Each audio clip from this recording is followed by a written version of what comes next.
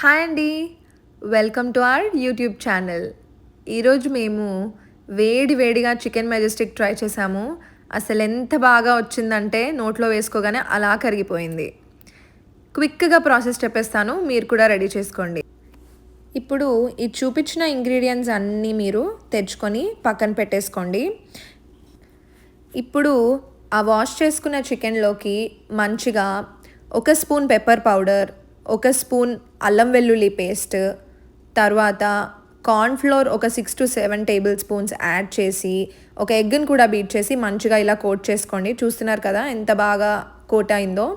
దాన్ని ఫ్రిడ్జ్‌లో ఒక 30 మినిట్స్ పక్కన పెట్టేయండి.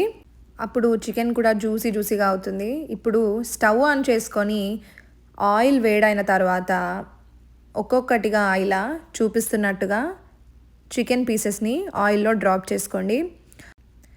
ఆయిల్ మరీ ఎక్కువగా వేడవ్వకూడదు. అలా అయితే చికెన్ బయట మాడిపోయి లోపల అస్సలు కుక్ అవ్వదు. సో మీడియం టు హై ఫ్లేమ్లో పెట్టుకొని ఇలా ఒక్కొక్కటిగా మంచిగా డ్రాప్ చేసుకోండి. అప్పుడు ఆ కోటింగ్ అనేది చికెన్కి బాగా పట్టి చికెన్ మంచిగా జ్యూసీగా రెడీ అవుతుంది. చూసారు కదా, ఇప్పుడు ఆ కోటింగ్ బాగా పట్టి కొంచెం కలర్ మారాయి. అలా తిప్పుతూ వేయించండి. ఇంకా వాటిని గోల్డెన్ బ్రౌన్ అయ్యే వరకు మీరు అలాగే తిప్పుతూ వేయించండి. ఇప్పుడు చూసారు కదా గోల్డెన్ బ్రౌన్ అయిపోయాయి అన్నీ. సో ఇప్పుడు ఒక ప్లేట్లో టిష్యూ పేపర్ని వేసుకొని వాటిని అన్నీ దాంట్లో డ్రాప్ చేయండి. ఆ ఎక్స్ట్రా ఆయిల్ ఏదైతే ఉందో అది అబ్జార్బ్ చేసుకుంటుంది. ఈ స్టేజ్లో కూడా మీరు చికెన్ని టేస్ట్ చేయొచ్చు. చాలా బాగుంటుంది. చాలా సాఫ్ట్గా జ్యూసీగా ఉంటుంది.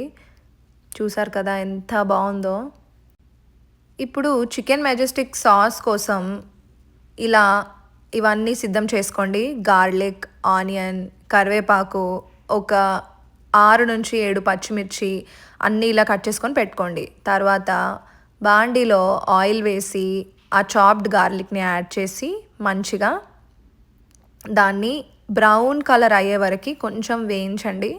ఎక్కువగా బ్రౌన్ అవ్వద్దు, ఎందుకంటే మనం ఆనియన్ కూడా వేస్తాం కదా, అప్పుడు అన్నీ కలిసి ప్యారలల్గా మంచిగా వేగుతాయి. ఇప్పుడు మనం కట్ చేసి పెట్టుకున్న ఆనియన్, కరివేపాకు, పచ్చిమిర్చి అన్నీ వేసి మంచిగా అన్నీ కలిసేలాగా కలుపుకోండి. ఇవి మరీ ఎక్కువగా వేగాల్సిన అవసరం లేదు, కొంచెం సాఫ్ట్ అయితే చాలు. చూసారు కదా ప్యారలల్గా అటు చికెన్ మెజెస్టిక్కి కావాల్సిన సాస్ ఎలా వేగుతున్నాయో. అలా ప్యారలల్గా చేయడం వల్ల మనకు చాలా టైం సేవ్ అవుతుంది. ఇప్పుడు ఇది లాస్ట్ బ్యాచ్ ఆఫ్ చికెన్ అండి. సో అది చేసేటప్పుడు నేను ప్యారలల్గా సాస్కి కూడా రెడీ చేసుకున్నాను. సో కొంచెం ఆనియన్స్ అనేవి మంచిగా కలర్ చేంజ్ అయిన తర్వాత 1 టీ స్పూన్ కారం, 1 స్పూన్ ధనియాల పొడి అండ్ ఒక చిన్న టీ స్పూన్ ఆఫ్ పసుపు కూడా వేసి అన్నీ మంచిగా మిక్స్ చేసుకోండి.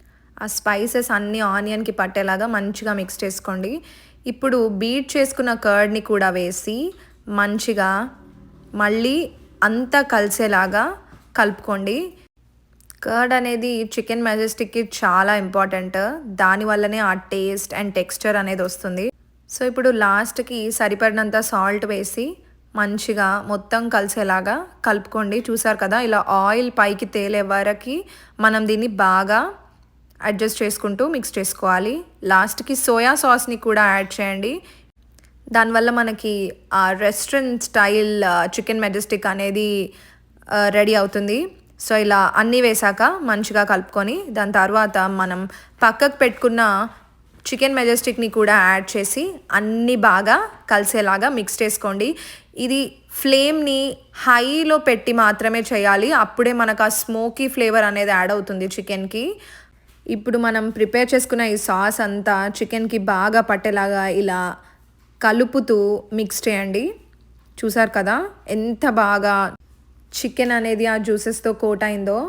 సో ఇలా లాస్ట్కి కొత్తిమీర వేసి మంచిగా ఒక మిక్స్ చేసేసి దింపేయండి.